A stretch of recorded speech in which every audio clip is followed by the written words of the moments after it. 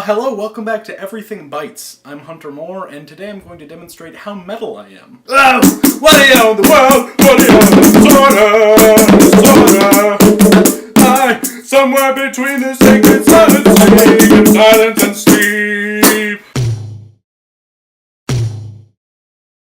Deafheaven are a loud rock band from San Francisco, California. The band's core members are vocalist George Clark and guitarist Kerry McCoy. Together, these guys released a 4-song demo in 2010. And then a year later, with a backing band that included Were guitarist Nick Bissett, the band released a full-length LP entitled Roads to Judah. The record was well received, but many listeners, myself included, didn't think the band's take on the atmospheric shoegazing black metal that was trendy at the time was as outstanding or remarkable as it should have been. It was a good record, but it wasn't quite as good as some of its competition, so to speak. Bands like Wolves in the Throne Room, Agalloch, Krallice, and Alcest were all releasing game changers, and Roads to Judah didn't really feel like one. Earlier this year, Deafheaven dropped the single Dreamhouse as sort of a teaser for their sophomore LP, Sunbather. It was a great track and a fine promotional tool, but out of context, it didn't make much sense. Could Deafheaven finally be writing fuller, more mature songs and leaving their old selves behind? Well,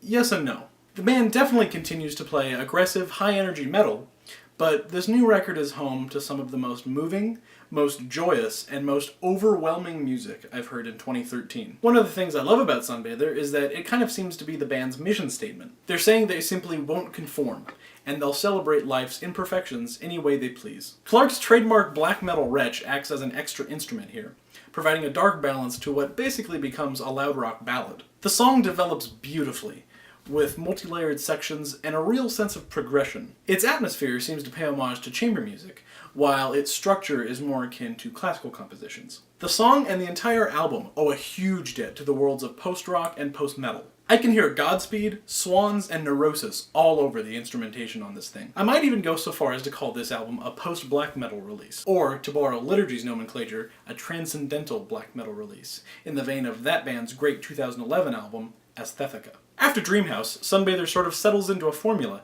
of short instrumental interlude yields lengthy multi-passage composition. The pairing of the tracks Please Remember and Vertigo leads to some of the most dystopian and metallic sounds on the entire record. The spoken word vocal samples and the eerie guitar and piano effects add a lot to this section's atmosphere. The track Windows reminds me of something that could have been on Godspeed's Lift Your Skinny Fists, or maybe on one of those old PBS unique music specials. Sunbather ends with the abrasive climactic Pecan Tree, an unrelenting trip back to the band's grindcore and black metal roots, and a particularly effective emotional resolve. Clark's voice is trashed at this point, but he definitely goes out with a bang. McCoy's guitar work is very impressive here.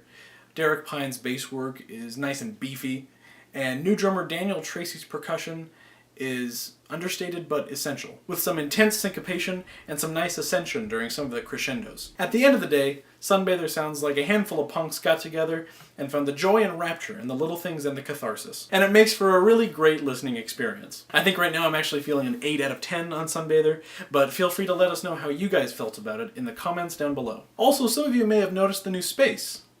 Any suggestions for future room decor or feng shui? Before I forget, I want to give a quick shout out to David Rodriguez, Gibson Guitars, Chiquita Bananas, and Lucille Bluth. Oh, and a shout out to Pepper! Also, quick heads up, we're going to be messing with the format just a little bit in the coming weeks. We're going to be trying some new things out. We really hope you'll enjoy what we have in store here at Everything Bytes. This has been Sunbather by Deafheaven. I'm Hunter Moore. I'll see you guys later. I think right now I'm feeling about an 8 out of 10 on Sunbather, but as always, feel free to let us know how you guys thought. The band definitely continues to play aggressive, high energy... The band...